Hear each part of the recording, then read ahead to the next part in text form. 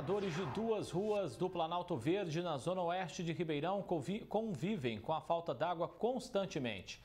A vizinhança tem acumulado prejuízos, mesmo morando ao lado de um reservatório que ainda tem apresentado possíveis vazamentos. A Débora e o Felipe moram há 2 anos e meio na rua Aloísio Teixeira Dias. Sempre faltou água. Quando ela chega nas torneiras, a pressão não é das melhores. Aí é hora de correr para fazer todas as atividades da casa. Só que dura pouco. Durante a reportagem, 20 minutos depois da Débora lavar a louça, as torneiras já estavam secas. Muitas vezes não dá tempo nem de encher as 2 caixas d'água. O que é mais comum aqui é acabar por volta das 18, 18h30. Isso depois só vai voltar às 4h30, 5 horas do dia seguinte. Que é o horário que até a gente escuta a caixa enchendo e acorda até para fazer as atividades ali que a gente consegue antes de sair para o trabalho, pôr uma máquina para lavar, fazer alguma atividade, lavar uma louça correndo, porque às vezes acontece até umas 8h30, 9 horas acabar. Nunca tem água, a gente precisa fazer uma comida, precisa lavar um quintal, precisa lavar uma roupa, que são coisas básicas que a gente faz no dia a dia, e não tem água.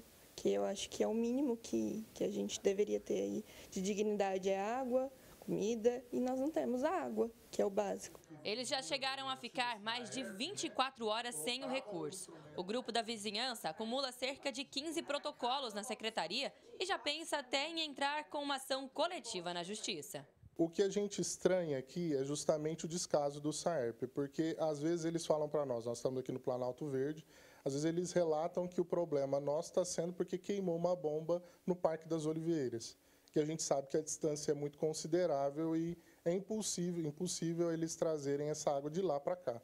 Então é isso que incomoda nós. Então nós tentamos contato com a ouvidoria, tentamos contato com... Tem muitos protocolos aqui de nós e da vizinhança toda, de reclamações. Muitas vezes durante o dia, se eu ligo, os outros vizinhos ligam, eles falam, não, mas não tem nenhuma queixa ainda sobre esse problema, então a gente não está sabendo. A gente pede para abrir o protocolo, para eles investigarem o motivo da falta d'água, eles abrem, e quando a gente retorna, porque eles não dão retorno, quando a gente retorna para questioná-los, eles costumam alegar que é a bomba no Parque das Oliveiras que está sendo trocada ou com manutenção, ou a bomba em algum outro bairro distante, ou eles alegam que é por questão de excesso de uso da água. Se não tem água, não tem como ter excesso. Então não condiz com a realidade que nós vivemos. O que revolta ainda mais os moradores é o fato de que esses 2 reservatórios estão exatamente a 200 metros de distância da casa deles. Enquanto as torneiras estão secas por lá, aqui, como dá para a gente ver nessa régua de medição, tem água até a metade. Ou seja, não era para faltar o recurso nas residências vizinhas. Para piorar a situação, no último dia 26, um vizinho flagrou a área do entorno dos reservatórios completamente alagada. Nas imagens dá para ver as poças d'água formadas na terra. Eles passaram a suspeitar de um possível vazamento. A conta está paga em dia, porém a água não chega. É revoltante para nós, assim. Tendo um reservatório que é tão próximo a nós, com vazamento, e na nossa casa não ter água. É muito triste saber que há esse desperdício e que o SAERP ainda não toma as providências, nem conosco e nem com esse reservatório que está com esse vazamento. Para o consultor urbanístico, a SAERP precisa fazer uma varredura na região para descobrir a causa do problema nos 2 endereços. O que não dá para admitir é continuar sem água e sem resposta. Esse problema, uma vez identificado, tem que ser resolvido. E mais do que isso, rapidamente eles precisam dar uma satisfação para os contribuintes, para os consumidores que pagam religiosamente suas contas, para que eles tenham uma resposta clara e uma solução rápida do problema. No primeiro protocolo, já seria suficiente uma atitude de eficácia, de eficiência do órgão responsável para dar a resposta à altura, e essa resposta certamente é a solução. Sobre o possível vazamento nos reservatórios, ele não identificou fissuras na estrutura. Uma vistoria é necessária para garantir que o problema não volte a acontecer. É possível que nesse dia que foi constatado pelo morador esse volume muito grande de água aqui nos arredores dos reservatórios seja em razão da manutenção, mas isso é uma hipótese, precisaria checar com o próprio órgão de abastecimento de água da cidade para que ele pronuncie a respeito e diga se realmente foi isso que aconteceu. Agora, mesmo assim, fica aqui a recomendação para que eles estudem uma maneira de fazer essa manutenção com menos desperdício de água. Alice Carvalho para o Jornal da Clube. A Saerp informou que devido à substituição emergencial da bomba do poço Pômpulo Engenho, o Planalto Verde apresentou intermitências, mas o serviço já foi concluído. Sobre o vazamento no reservatório, foi executada a manutenção imediatamente após a verificação, normalizando então o sistema. Conosco, para repercutir essa situação, está o Anderson Manzoli, engenheiro civil. Uma ótima tarde, Manzoli, bem-vindo aqui mais uma vez. São duas ruas lá do bairro que enfrentam então esse desabastecimento constante aí há aproximadamente 10 anos. Tem alguma coisa errada que precisa ser resolvida o quanto antes, né? Com certeza. Boa tarde a todos, boa tarde, André. Na verdade, o problema é um pouco maior do que só essas duas ruas, né? É claro que nós temos uma questão de mudança climática, de períodos de estiagem.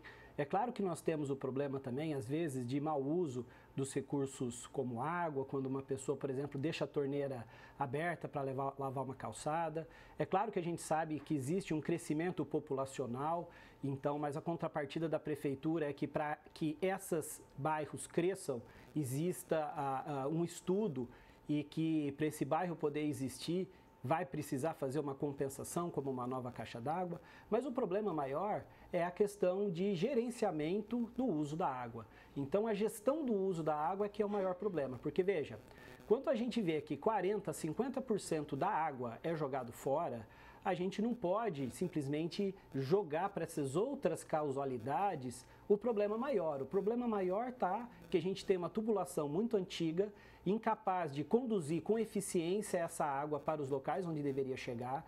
A gente é incapaz de dar a pressão suficiente na rede, porque essa tubulação é velha, não aguenta essa pressão. Então, alguns bairros, não só esses mostrados, mas outros, acaba faltando água, mas não necessariamente porque está faltando água, mas sim porque a gerência, a gestão, a distribuição dessa água é que não está sendo feita de forma correta. E é claro, né, André, a gente sabe que custa caro trocar toda essa tubulação, mas custa muito mais caro a gente deixar como está, perdendo essa água, as pessoas não terem qualidade de vida, não ter atendimento e estarem pagando suas contas.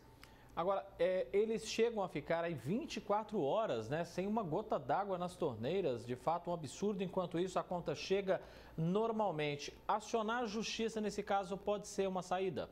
Pode ser sim, porque veja, não é só nessa região, mas em todas as regiões que estiverem faltando, quando você consegue de forma pericial provar que o que está acontecendo é uma incompetência na gestão e fazer com que a água chegue em qualquer ponto da cidade com a pressão e com o volume necessário, talvez agindo dessa forma se consiga reverter a situação e obrigar a prefeitura, os órgãos públicos, a tomarem as medidas necessárias. Porque se é caro trocar a tubulação, mais caro ainda é deixar como está.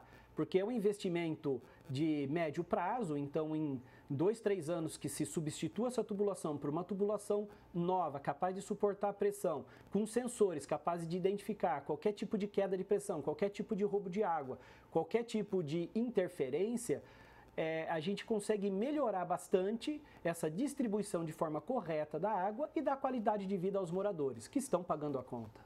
São mais de 15 protocolos já registrados junto à Saerp só neste ano. Dá para admitir a Saerp não responder para eles o que tem acontecido ali, ou se já tem ciência disso? Parece que você tem protocolo, mas não tem nenhuma resposta formal da Secretaria de Água e Esgoto. É muito tempo, né? Como já foi falado aí anteriormente, no primeiro protocolo já deveria ter sido tomadas devidas providências para verificar o que está acontecendo. E ao se descobrir os motivos, que provavelmente é essa tubulação, que não aguenta a pressão, uma tubulação antiga, já ter se feito pelo menos um projeto. Então, em um período de 1, 2 anos, já era para ter um projeto para adequar as condições, né, técnicas para superar esse tipo de problema e já ter, no mínimo, um projeto aprovado para resolver. Agora, estamos falando de 10 anos. 10 anos dá tempo de você fazer projeto, repensar o projeto, já teria tempo até de já ter feito todas as obras. Então, sim, existe uma morosidade muito grande, André. E o que traz, eu imagino, uma revolta ainda maior para essas pessoas é saber que na casa delas a torneira está seca, mas lá no reservatório tem água sobrando e até sendo desperdiçada. Isso também precisa precisa ser apurado, né? Exatamente. Veja, é como eu falei no início, o problema não é muitas vezes a falta em si de água, mas sim a gestão da distribuição, o manejo de como essa água chega nos pontos de abastecimento, nos pontos de consumo. Então é necessário se verificar, né, e ver de quem são as devidas competências, se cobrar e, se for até o caso, cobranças judiciais, viu, André? Que aí quem sabe resolve. E é uma secretaria tão importante, né, de água e esgoto de Ribeirão, por isso eu bato nessa tecla, tem que ter transparência com o cidadão, né? Se está com algum problema, admite que tem um problema, que vai corrigir, mas não essa coisa de, mas é o alto consumo, não foi notificado, a gente não está sabendo. Precisa ser transparente com o consumidor, né? Com certeza. Veja, solução técnica na área da engenharia, da arquitetura, das questões técnicas é possível. Então, nós sabemos que nas áreas técnicas se existem soluções para serem aplicadas. Agora, basta as questões políticas, né, e até jurídicas em alguns casos, para que se coloque em prática essas soluções que são possíveis de serem feitas. Anderson Manzoli, engenheiro civil, agradeço muito a sua presença aqui no Jornal da Clube. Um ótimo fim de semana. Até mais.